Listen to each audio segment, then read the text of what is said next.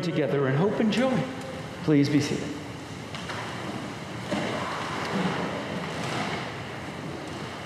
We have entered the month of August, so I don't know if we're still talking about the 250th anniversary, birthday, whatever you want to call it, of the nation, but I want to call that to mind at least for a moment or two this morning, because anytime we go through July 4th, and especially on occasions like a special anniversary, like we have had, the word of which I cannot say. So we'll just go with 250th, unless we want to dub something in post, and then I'll just read it somewhere and we can add it in, and it'll make me sound a little bit better than I am. But we hear stories this time of year about the beginning of our nation, and they're stories that we all know. And many of us, at least I can speak for myself, don't recall when it was that we first learned the stories. We just know them as people who have grown up in the United States. If I said Paul Revere, we would know that story. If I said John Hancock, we would know what he did and think about the king's spectacles and things of that nature. If we thought about Alexander Hamilton, well, we might think of a musical. But we would also think of the story. We can talk about that one afterwards. We could talk about George Washington. I can go on and on. George Washington. We know all of these people. We know all of these stories. And we know as grown-ups that the stories that we have heard about these people and events are some fact and some fiction. Some of them may be more fact than fiction. Some of them may be more fiction than fact. But we tell these stories about ourselves, and we tell them for a reason. We tell them because this is who we want to be. This is the nation that we perhaps are, perhaps aspire to be, and this is what we want people of this nation to be like. This is what we want our children to be, good citizens of the United States, and this is what good citizens look like. If I wanted to be cynical, I would say this is what capitalism wants to form them into, but again, that's an after the service conversation during coffee hour. We know that these stories are told in the United States. We know these are stories that are told, different stories, in countries all across the globe and all throughout history. People have told stories of how their nation, their people group came to be. And that is as true for the Hebrews, who formed the nation of Israel, as any. We happen to have those stories recorded for us in the Bible. And one of the most important, one of the most central of those stories is the story that we heard today. A story that is admittedly a little odd. And not exactly the kind of story that we would look at and say, oh, that is the founding story of a mighty nation that has lasted for thousands of years. We have Jacob, who was with his 2 wives and his 2 maids. That is a euphemism, you figure that out, and his 11 children. And he sends them all across the river, and he decides to spend the night on the other side of the river. Any of us who have had children understand that. 11 children? You go on that side of the river, I will stay on this side of the river, and I am going to get a quiet night's sleep until a man appears out of nowhere and begins to wrestle with him. Is it a man? Is it an angel? Is it God? We don't really know. But they wrestle and they wrestle and they wrestle, and his hip is knocked out of his socket, and he is changed in name from Jacob to Israel, and then he is blessed, and then he limps away at daybreak. And that is the story of the nation of Israel. When you have a story in which one of the characters is the name of a country, you know that there is some sort of, and we want to be careful here, mythic element to the story. Not to say it is untrue, not to say it is unhistorical, but to say that it is mythic. It's like we were reading a story and Britain and Germany and Austria and France walk into a bar and something unfolds and you have World War II, right? We recognize that there's something being said here that's more more than just about people, although it's about a people. And there are two very interesting things here that I think are helpful for us to know. And the first is in that changing of the name. Jacob to Israel. Jacob, the one who grasps, the deceiver. What a name to give your child. It says something about what you think about them and what their future holds. You are a deceiver, Jacob, until this moment in which he is grasping as hard as he can, and he is changed to Israel, which means wrestling with God. Think about that for a moment. What it says about a person, but more what it says about a nation, what it says about the people of God, that they are called wrestling with God. We have words for other traditions like Islam, which means submission to God, and that makes sense, yes?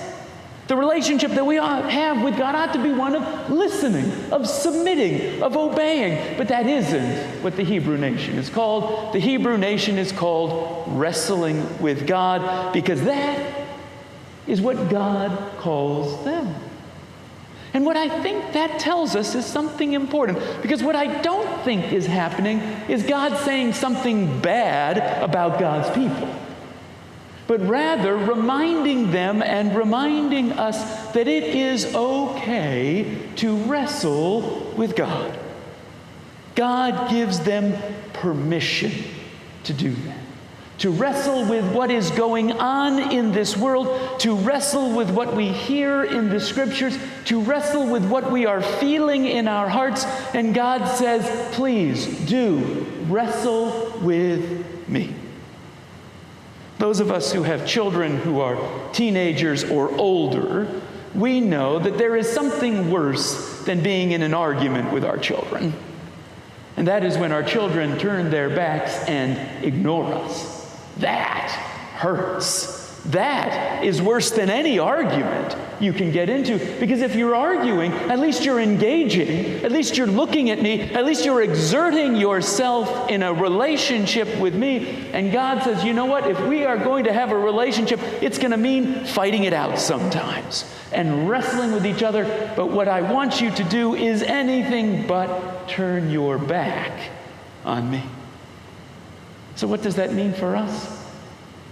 I would say perhaps not. When you open your prayers this afternoon or this evening, that you lead with, all right, God, put up your dukes. Although maybe you should. But I think what it does give us permission to do is when we are in that moment of prayer or reflection or meditation, to bring up those things with God that we are not pleased with. I see what's going on in this world, God. Why aren't you doing something about it? Let's wrestle about that. I feel what I'm feeling in my own heart, and I'm not happy with that. I heard something in the Scriptures at church, and it doesn't sit right with me. Let's wrestle with it. And God says every single time, bring it on. And you will walk away blessed, but maybe with a limp. And that's the second thing that I think is fascinating about this story. Because when we think about our heroes, when we think about George Washington, we don't picture someone who walks with a limp, do we? We picture young, healthy, powerful, I will walk across the frozen Delaware and fight you on Christmas Day. That's an American. And, maybe wooden teeth aside, he has no blemishes, no weaknesses, no limp. When Israel thought of themselves as a nation, they thought of themselves as a nation with a limp.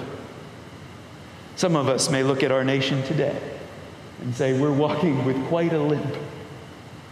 And maybe that's a good thing for us to recognize.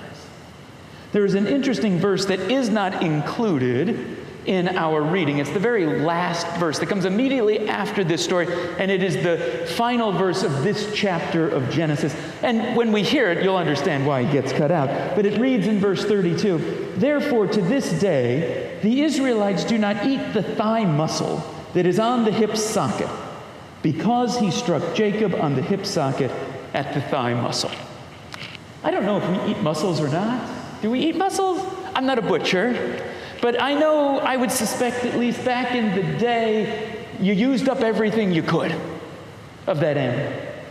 And so, fascinatingly, at every meal, or at least every meal that included the butchering of an animal, the Israelites reminded themselves that they are a nation that walks with a limp, just as their father Jacob walked with a limp.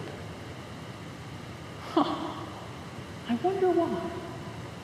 I'm not entirely sure, but I suspect that at least part of the reason why is because when we walk with a limp, as all of us have, physically, emotionally, spiritually, we realize that we aren't quite as fit as we used to be. We're not quite as capable as we once were. When I was 20 years old and 10 feet tall and bulletproof, and I could do anything. But now I walk with a limp.